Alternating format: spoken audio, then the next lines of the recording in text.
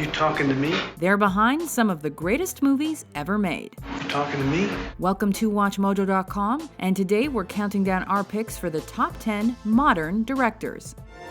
How'd you do this? I'll show you. We're sticking to directors that have found mega critical and commercial success in the 1990s and beyond, though their success doesn't have to be limited to this period. We're basing our choices on a mix of the director's popularity and talent. Number 10, Peter Jackson. Though he did make movies in the 90s, his contribution to epic fantasy films alone merits his place on this list. The Lord of the Rings trilogy was a massive undertaking and a commercial smash, bringing together hobbits, elves, wizards, dwarves, and more with critics and fanboys. Bring your pretty face to my eyes! No one counts as mine! Jackson's epic adventure, King Kong, also won Oscars, but it's The Hobbit's box office triumph that cemented his spot in pop culture.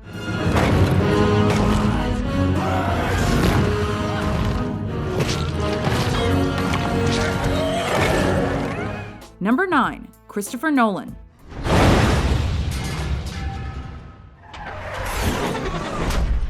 Known for his neo-noir-inspired style, modern look, and dark themes, Nolan first played with our minds in psychological thrillers.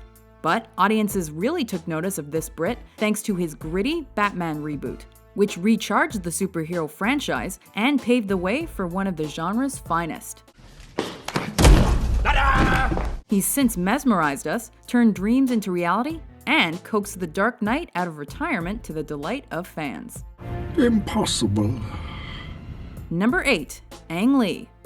This Taiwanese American's work is so diverse, you don't always expect what he's gonna do next. And so far, that's worked. He's broken the laws of gravity, has had us seeing green, and has broken our hearts. Lee even managed the technically impossible by turning Yann Martel's fantasy adventure novel into a movie.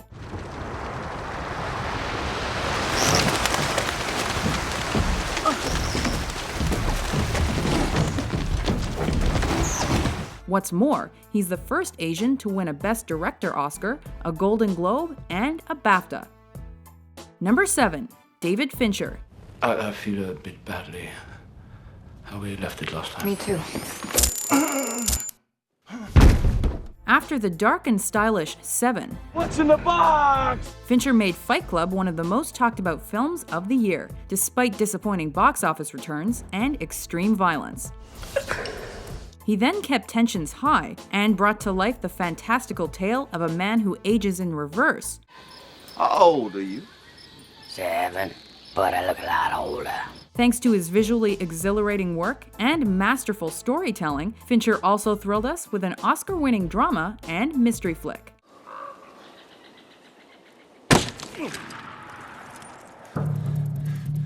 Number 6, the Coen Brothers. You see something down there, Chief?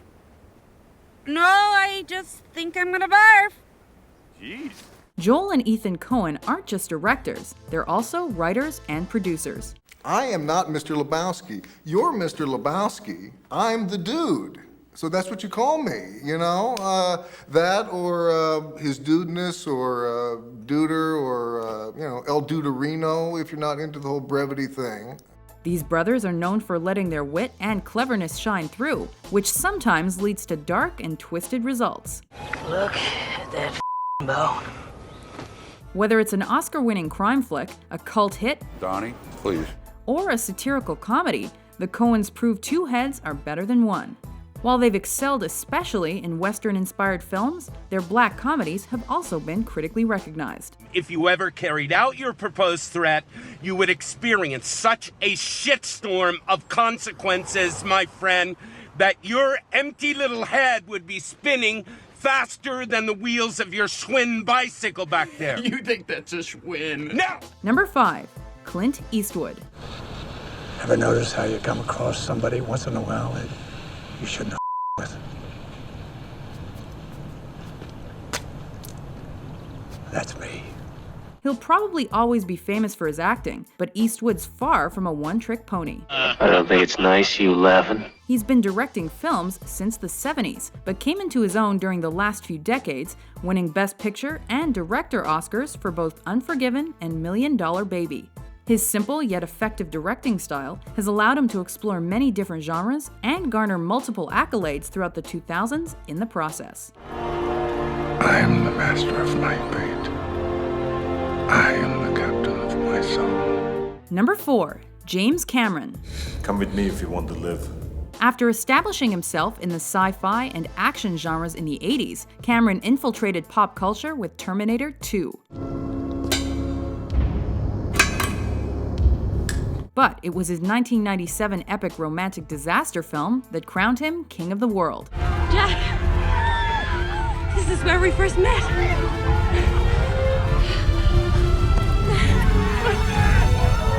Titanic won 11 Oscars and was the highest-grossing movie ever. Over a decade later, Cameron broke that record with the groundbreaking 3D and computer-generated movie Avatar.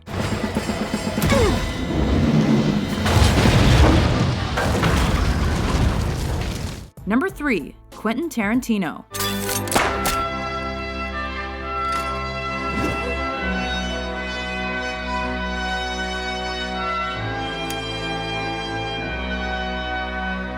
I like the way you die, boy. Tarantino introduced us to the stylized violence, pop culture heavy references, and excessive cursing we've come to love and expect with his directorial debut. Why am I Mr. Pink? Because you're a all right? The director then demonstrated his knack for pastiche and planted the seed for the growth of non-linear films with Pulp Fiction. You got to appreciate what an explosive element this Bonnie situation is. I mean, she comes home from a hard day's work, finds a bunch of gangsters in her kitchen doing a bunch of gangster shit. Ain't no telling what she's liable to do.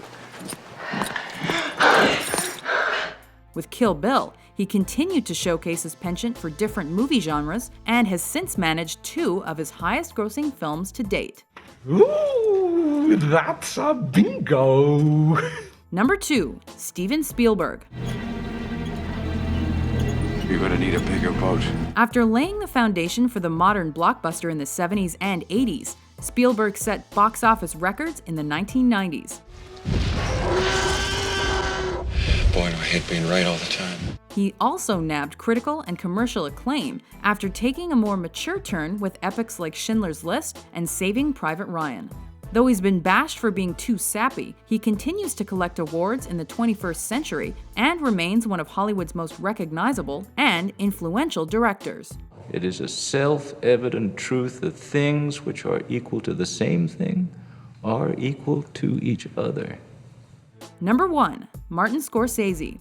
As far back as I can remember, I always wanted to be a gangster. Inspired by his Italian background and Roman Catholic upbringing, Scorsese crafted some of cinema's greatest, with recurring collaborator Robert De Niro.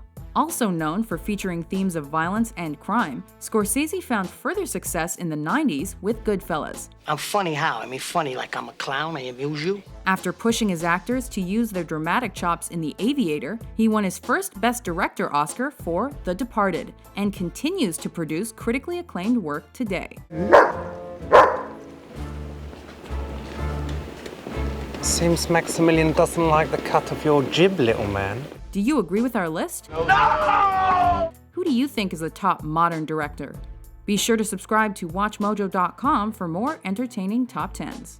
Get lost! Yeah!